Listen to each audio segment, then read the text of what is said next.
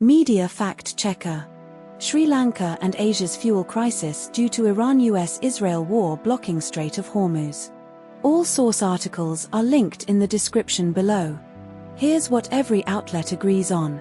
Sri Lanka introduced a 4-day work week starting Wednesday, local time, affecting state institutions, schools, and universities, ABC, Guardian, News.com.au. Iran blocked the Strait of Hormuz on February 28, 2024, in retaliation for US-Israel airstrikes, disrupting 20% of global exports and 80% of Asia's oil LNG, ABC, Guardian, News.com.au. Sri Lanka's petrol and diesel reserves would last nearly 6 weeks but could be severely affected by supply disruptions, ABC, Guardian, News.com.au. Sri Lanka imposed fuel rationing on Sunday, limiting motorists to 15 litres of petrol-diesel per week and public transport to 200 litres, ABC, Guardian, News.com.au.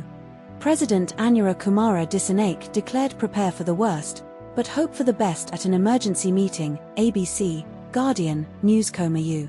But not all outlets told the same story. ABC reports India's cremation services have been suspended due to fuel shortages, but this detail is not mentioned in Guardian or News.com.au. Guardian states India's 2 tankers successfully navigated the Strait of Hormuz after direct negotiations with Iran, while ABC and News.com.au do not reference this diplomatic success. News.com.au mentions Myanmar's military government imposed odd-even plate restrictions on private vehicles, but ABC and Guardian do not cover this. This story was covered by ABC News, The Guardian, and news.com.au. Subscribe to Media Fact Checker for daily Australian news analysis. Media Fact Checker. Leadership crisis and potential spill in Victorian Labor Party ahead of 2024 election. All source articles are linked in the description below. Here's what every outlet agrees on. Jacinta Allan is Victorian Premier and faces leadership spill speculation ahead of the November 2024 state election. Her net approval rating is -37%, Demos AU poll in Herald Sun, and 69% of coalition voters would direct preferences to One Nation over Labour, Redbridge survey for Australian Financial Review. Deputy Premier Ben Carroll, Right Faction, and Transport Infrastructure Minister Gabrielle Williams, Left Faction, are the most likely leadership contenders. Allan became Victorian Premier in September 2023 after succeeding Daniel Andrews. Labour's 2023 state election result was better than expected, temporarily easing leadership pressure on Allan. But not all outlets told the same story. The Guardian reports a grouping of socialist left MPs within the southeast are driving the push for a leadership change, but these MPs deny it. The Age says a factional chief offered the view that anyone other than Allan would lead the party to a better result, while ABC states no one has suggested anyone was counting numbers. The Guardian claims a push for a leadership change is underway with more than a dozen sources confirming it, but ABC says no one has approached ministers to canvass a change. This story was covered by ABC News, The Guardian, news.com.au, and The Age. Subscribe to Media Fact Checker for daily Australian news analysis. Media Fact Checker. BHP and Woodside Energy announce new CEOs amid leadership transitions and corporate milestones. All source articles are linked in the description below. Here's what every outlet agrees on. Brandon Craig will become BHP's Chief Executive and Director from July 1, 2025, succeeding Mike Henry. Brandon Craig previously served as BHP America's president and led the company's iron ore operations in Western Australia.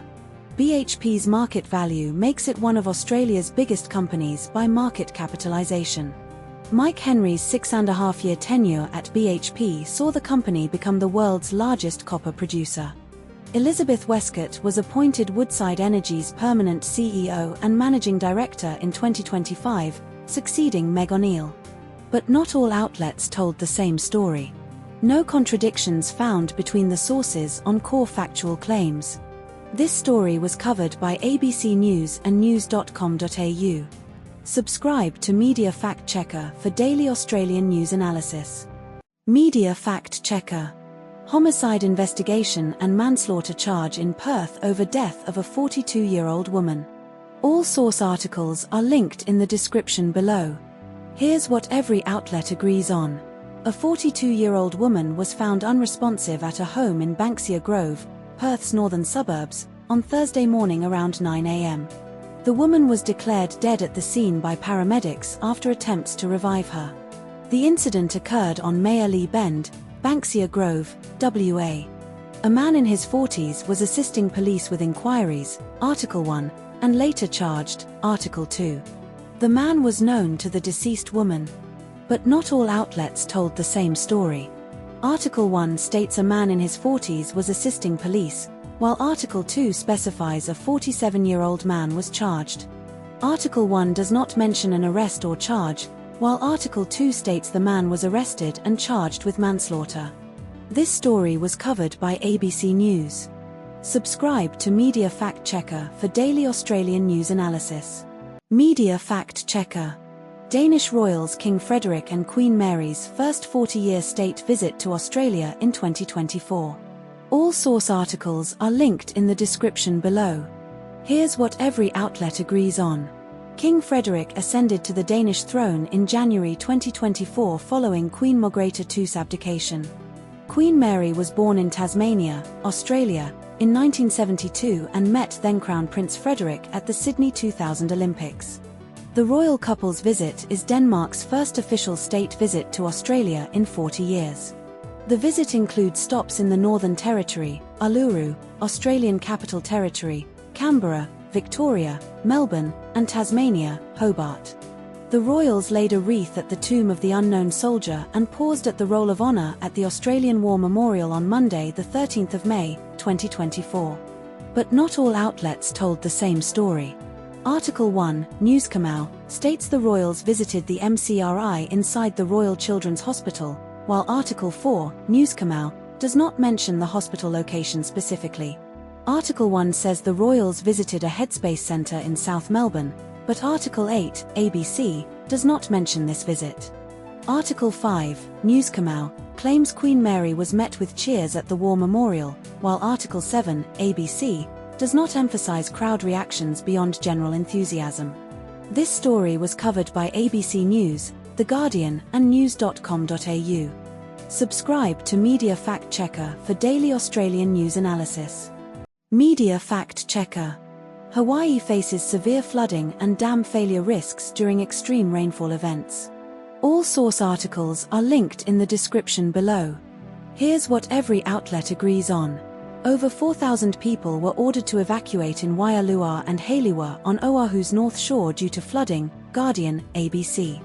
The 120-year-old Waihia Dam on Oahu is at risk of imminent failure with water actively running over its spillway at 1,500 gallons per second, Guardian, ABC. Hawaii Governor Josh Green activated the National Guard to respond to flooding and warned of chest-high floodwaters, Guardian, ABC.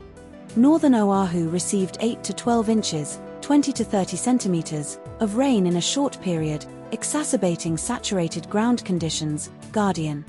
A shelter at Waialua High School was evacuated due to flooding, displacing about 185 people and 50 pets, Guardian, ABC. But not all outlets told the same story. Guardian, Article 1, reports 5,500 people under evacuation orders, while ABC and Guardian, Article 2, state over 4,000, ABC and Guardian Article 2. Guardian, Article 1, mentions 200 people rescued, but ABC does not specify a number of rescues. Guardian, Article 1, states the flooding is the worst in over 20 years, while ABC does not explicitly compare to past events. This story was covered by ABC News and The Guardian. Subscribe to Media Fact Checker for daily Australian news analysis. Media Fact Checker. Australian PM Albanese and Minister Burke heckled at Lakemba Mosque during Eid prayers. All source articles are linked in the description below. Here's what every outlet agrees on. Anthony Albanese and Tony Burke attended Lakemba Mosque in Sydney's West on Friday morning for Eid prayers marking the end of Ramadan. Protesters at the mosque shouted phrases including genocide supporters, shame, disgrace, and get them out of here during the event. One man was led out by police after heckling Albanese and was later released without charge after being given a move-on direction. Lakemba Mosque is one of Australia's largest mosques, administered by the Lebanese Muslim Association, LMA. Gamal Kir, secretary of the Lebanese Muslim Association, delivered a statement criticising Australia's involvement in the Middle East war and its impact on the Muslim community. But not all outlets told the same story. The Guardian and SMH report protesters shouted genocide supporters during the event, but the ABC and News.com.au emphasise this phrase was shouted by a single man in video footage. The SMH states Albanese was rushed into the mosque's office amid a crush of people and escaped via a back door, while the Guardian describes Albanese making a hasty exit, avoiding a large crowd waiting for him on the mosque steps. The SMH quotes Albanese later saying not a single person heckled outside the mosque, contradicting the Guardian's and ABC's reports of protesters waiting outside. This story was covered by ABC News, The Guardian, News.com.au, and Sydney Morning Herald. Subscribe to Media Fact Checker for daily Australian news analysis. Media Fact Checker. Democrats impeach bid against Attorney General Pam Bondi over Epstein files briefing. All source articles are linked in the description below. Here's what every outlet agrees on. Pam Bondi, the Florida Attorney General, was the subject of a closed-door briefing on Jeffrey Epstein files on Wednesday, the 10th of April, 2024. Democrats walked out of the briefing after less than an hour, calling it an outrageous fake hearing due to Bondi's refusal to testify under oath. The House Oversight Committee subpoenaed Bondi earlier this month, with 5 Republicans joining Democrats to demand testimony about the Justice Department's handling of Epstein files. California Congressman Robert Garcia labeled the briefing an outrageous fake hearing and accused Bondi of defying subpoenas and being evasive. Florida Congressman Maxwell Alejandro Frost repeatedly asked Bondi if she would testify under oath, to which she did not commit, prompting Democrats to walk out. But not all outlets told the same story. Article 1 states that Latifah Simon indicated support for the impeachment measure, while Article 2 does not mention her support at all. Article 1 lists Sri Thanadar as the first Democrat to introduce impeachment articles against Bondi this month, but Article 2 does not mention him. Article 1 includes details about the Trump administration's deportation policies and their impact on families, which are not present in Article 2. This story was covered by The Guardian. Subscribe to Media Fact Checker for daily Australian news analysis. Media Fact Checker. Donald Trump's response to Supreme Court ruling on tariffs and his trade policy maneuvers. All source articles are linked in the description below. Here's what every outlet agrees on. Donald Trump posted on Truth Social on Sunday claiming he has the absolute right to impose new tariffs after the Supreme Court ruled many of his 2023 tariffs were illegal. The Supreme Court in February 2024 found the Trump administration lacked sufficient legal justification under the International Emergency Economic Powers Act, IEEPA, for many tariffs imposed on countries worldwide. Trump imposed 10% tariffs on goods from much of the world under Section 122 of the 1974 Trade Act, which expire in July 2024. Trump vowed to raise the temporary 10% tariffs to 15% but has yet to do so. U.S. officials launched trade investigations last week to potentially impose new permanent tariffs replacing the repealed ones. But not all outlets told the same story. Guardian Article 1 states Trump praised conservative justices Thomas, Alito, and Kavanaugh, but Article 2 does not mention this distinction. Guardian Article 1 includes Trump's schedule details, meetings with VP Vance, Kennedy Center, etc., while Article 2 omits these specifics. Guardian Article 1 mentions Trump's Truth Social post explicitly quoting "I have the absolute right to charge tariffs" in another form, while Article 2 does not repeat this exact phrasing. This story was covered by The Guardian. Subscribe to Media Fact Checker for daily Australian news analysis. Media Fact Checker. Federal judge blocks Pentagon's press access restrictions under Trump administration's policy. All source articles are linked in the description below. Here's what every outlet agrees on. A federal judge, Paul Friedman, blocked key portions of the Pentagon's press access policy introduced in October 2025, ruling it unconstitutional under the First Amendment.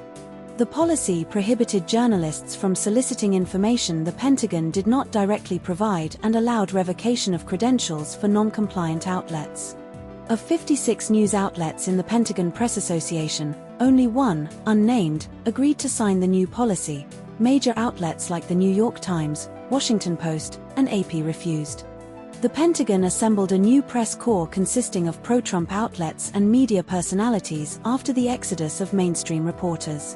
Defense Secretary Pete Hegseth approved the policy change in October 2025. But not all outlets told the same story. The Guardian explicitly states the policy prohibited soliciting information the Pentagon did not directly provide, while ABC frames it as prohibiting solicitation of unauthorized information without specifying the Pentagon's role in authorization. The Guardian includes Judge Friedman's direct reference to recent incursion into Venezuela and ongoing war with Iran as context for his ruling, but ABC omits this specific geopolitical framing. The Guardian quotes Judge Friedman as saying the policy makes any news gathering and reporting not blessed by the department a basis for revocation, while ABC does not include this exact phrasing but implies similar vagueness. This story was covered by ABC News and The Guardian. Subscribe to Media Fact Checker for daily Australian news analysis. Media Fact Checker. Amazon's Jury Duty TV hoax series and its second season, Company Retreat, featuring unsuspecting participants. All source articles are linked in the description below. Here's what every outlet agrees on. The original Jury Duty series premiered in 2023 on Freevee, Amazon, and starred Ronald Gladden as the unsuspecting participant. Season 1's lead, Ronald Gladden, was paid $100,000 for participating in the hoax. Season 2, titled Company Retreat, features Anthony Norman as the unsuspecting participant and was filmed across a 300,000 square foot site. Over 10,000 people applied for the role of the unsuspecting participant in Season 2 via Craigslist. The second season's cash prize for the lead participant is $150,000. But not all outlets told the same story. Article 1 states the cash prize for the lead participant in Season 2 is $150,000, while Article 2 mentions the original Season 1 prize was $100,000 but does not specify Season 2's exact amount beyond a large check. Article 1 describes the second season as way more ambitious with a completely created story and extensive preparation, while Article 2 frames it as increasingly pleased with itself and shock value driven, focusing on Norman's boredom. Article 1 emphasizes the show's positive and uplifting tone for the participant, while Article 2 highlights Norman's boredom and the show's darker critiques of corporate culture. This story was covered by The Guardian. Subscribe to Media Fact Checker for daily Australian news analysis. Media Fact Checker. A real possum was found among plush toys in a Hobart Airport gift shop. All source articles are linked in the description below. Here's what every outlet agrees on. A real possum was found nestled among stuffed animals in the gift shop at Hobart Airport on Wednesday morning. The possum appeared calm when first discovered but caused pandemonium when it left the shop and wandered the departure lounge. Liam Bloomfield, multi-site manager with Lagardère AWPL at Hobart Airport, confirmed the incident and described the possum as not stressed initially. The possum was safely escorted out of the terminal by airport management without incident. The incident occurred around 11:45 a.m. on Wednesday. But not all outlets told the same story. ABC describes the possum as appeared calm but then took a walk outside the shop, which caused pandemonium, while The Guardian does not specify the possum's behavior after leaving the shop. ABC mentions redevelopment works as a possible explanation for the possum's entry, but The Guardian does not mention this detail. The Guardian highlights staff and passengers being delighted, while ABC focuses more on the logistical challenge of managing the situation. This story was covered by ABC News and The Guardian. Subscribe to Media Fact Checker for daily Australian news analysis. Media Fact Checker. Iranian women's football team asylum crisis after refusing national anthem in Australia. All source articles are linked in the description below. Here's what every outlet agrees on. 7 members of Iran's women's football team, including one staff member, were granted humanitarian visas by Australia in March 2024 after seeking asylum during the Women's Asian Cup. 5 players, including captain Zahra Ganbari, withdrew their asylum claims and returned to Iran via Malaysia, Oman, and Turkey's border with Iran, arriving in early March 2024. 2 players, Fatma Pasandadeh and Atfef Ramizanesadeh, remained in Australia and began training with Brisbane Roar's A-League women's squad. The team's silence during Iran's national anthem before their first match in Australia was widely interpreted as a protest, sparking condemnation in Iran's state media. Iranian state media and officials, e.g., Mohammad Bagher Ghalibaf, Mohammad Reza Shahbazi, framed the players' return as a patriotic victory and accused Australia of coercion. But not all outlets told the same story. ABC and Newskamau both report that Iranian officials and state media framed the players' return as a patriotic victory, but ABC's former footballer Atfef Marodi claims the players were coerced by threats of execution or imprisonment. Newskamau and ABC both cite Iranian officials dismissing safety concerns, but Newskamau's Said Molii, Olympic medalist, explicitly states the players are 100% not safe and could be killed or imprisoned. The Guardian, Article 3, states that the Australian government gave players repeated chances to talk about their options, while ABC's Marodi claims the players were pressured by Iranian staff members to return without genuine agency. This story was covered by ABC News, The Guardian, and news.com.au. Subscribe to Media Fact Checker for daily Australian news analysis.